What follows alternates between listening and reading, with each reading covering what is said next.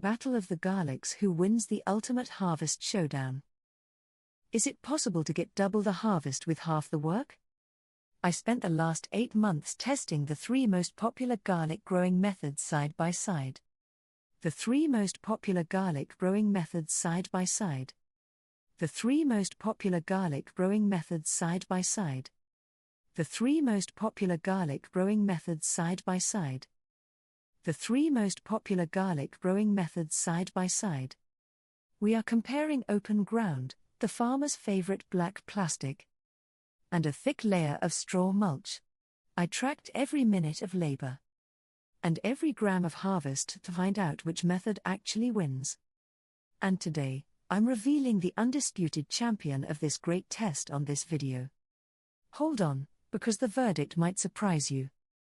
Setting up the match to make the comparison as fair as possible, I chose a garden area with the same conditions for all 3 plots: light loamy soil, easy to work.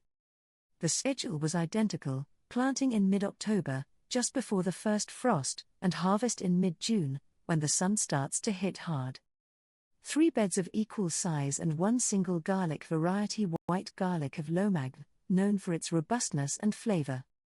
My goal was clear: compare raw yield, of course, but also the time required for maintenance, a factor often overlooked but crucial for any home gardener.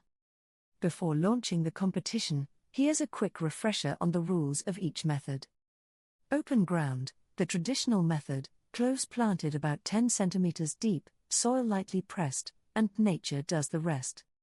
Simple, ancestral, and free. Black plastic sheet, a plastic film spread over the bed before planting. Small cross-shaped cuts are made to insert each clove. The idea is to block weeds and warm the soil. Mulch: cloves planted as in open ground, then covered with about 5 centimeters of crumpled straw. Mulch protects the soil, retains moisture, and suppresses weeds. 3 methods, 3 philosophies of gardening. Ready? Let the challenge begin. The first months, a silent dual November. The cold sets in, and the first garlic shoots pierce through the soil. All 3 plots sprout at nearly the same time, no clear winner yet. But the illusion doesn't last long. The open ground plot soon demands attention: rain compacts the soil, and weeds quickly appear. Time for the first weeding. On my 4 square meters bed, that's about 20 minutes of work, not much, but 20 minutes I could spend elsewhere. On the black sheet plot, though, not a single weed. Bliss. The mulch bed performs just as well: 0 weeds. The straw cover works wonders. Only small downside: a few snails drawn by the humidity under the straw, quickly handled with a ring of wood ash. First point to the black sheet and mulch: 1-0 on maintenance time. A promising start for the lazy gardener methods. Winter, the cold test: January. The thermometer drops close to -5 degrees Celsius at night. The bare soil of the open ground bed freezes solid, exposed to the cold. Under the black sheet, it's another story: the film absorbs daytime heat and keeps the soil about 2 degrees Celsius warmer. The garlic leaves stay greener, less stressed by the frost. Under the straw, the blanket effect works wonders too. The mulch insulates the soil like a cozy duvet. In open ground, a few leaves turn yellow, but garlic is hardy, it survives. However, when temperatures rise again, even briefly, guess what? Weeds come roaring back in the open soil. Second weeding, another 15 minutes gone.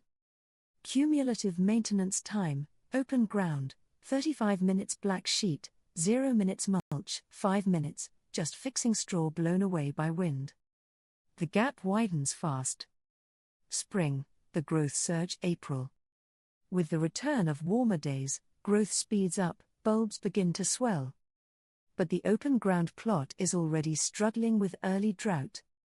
The soil forms a hard crust, water has trouble soaking in. 2 waterings are needed: 25 minutes total plus another weeding session. Nettles love that airy soil. On the black sheet plot, it's night and day: moisture stays trapped beneath the plastic. No watering needed, the soil remains fresh. Under mulch, the effect is even better, the straw acts like a sponge, holding rainwater and releasing it gradually. Just one small job, about 10 minutes to trap slugs with beer traps. Interestingly, the straw starts turning slightly grey, a sign of decomposition. That means it's enriching the soil in organic matter. Another point for the no-till, eco-friendly methods. Flowering and scape removal mid-May. Garlic scapes, false flower stalks, start to appear on all plots. Time to cut them, to channel the plant's energy into bulb growth instead of flowers. Same effort on each plot, no time difference. Pro tip: don't throw away those scapes. They're delicious. I make them into a homemade pesto that's both free and flavorful. But one detail stands out: scapes from the open ground plot are thinner. Less firm, a clear sign of stress from dryness and weed competition. On the black sheet and mulch plots, the scapes are thicker and healthier, a sign of happier, stronger bulbs underground. Section 6, the moment of truth, harvest time early June. When about 30% of the leaves turn yellow, it's time. Armed with a garden fork, I gently lift each bulb, shake off the soil, and lay them in crates. A pure moment of joy, the reward for months of care, or lack thereof, depending on the method.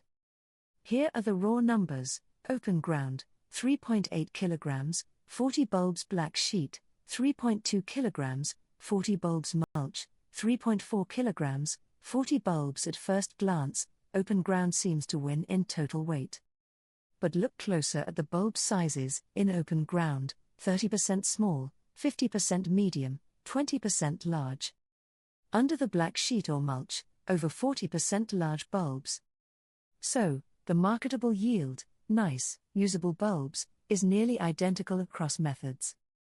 Now add up the maintenance hours: open ground, 1 hour 20 minutes; black sheet, 10 minutes; mulch, 20 minutes. Those numbers speak for themselves. Time is water, fuel, and you're back. The savings are massive. Section 7, post-harvest, storage results. After harvesting, I let the bulbs cure for 3 weeks in a shaded, airy spot, a crucial step for good storage. The open ground bulbs showed about 5% of weak or shriveled cloves, some starting to rot, likely due to water stress and weed competition. Under the black sheet, no rot, but the outer skins were slightly sticky, probably from trapped moisture. Under the mulch, the skins were perfectly dry, firm, and clean, suggesting better long-term storage. I then stored all bulbs in mesh bags in a cool, dark place. My bet? In 6 months, the mulch-grown garlic will still be the best preserved. So, are you already convinced by one of these methods: open ground, black sheet, or mulch? Hit the like button to tell me which one you'll try this fall.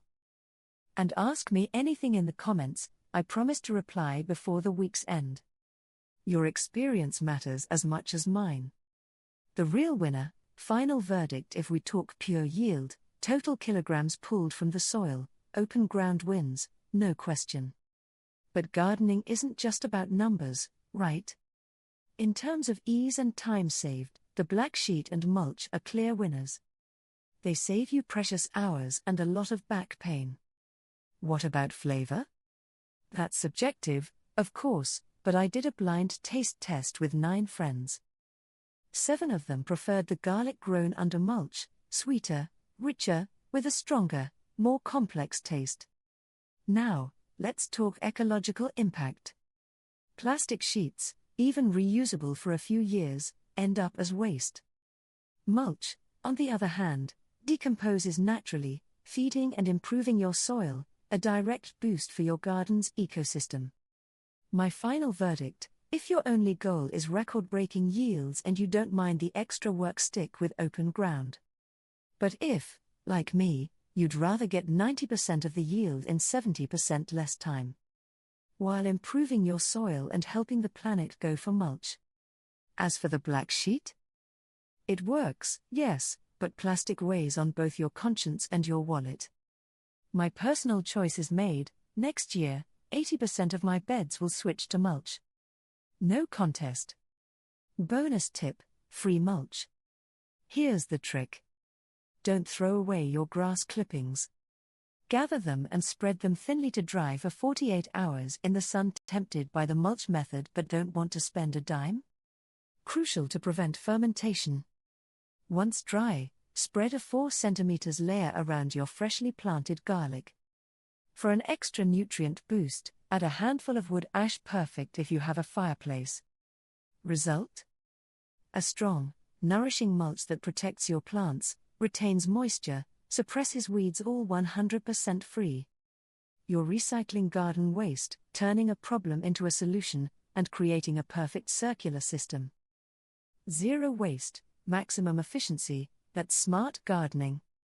And there you have it, the full results of my great garlic growing experiment.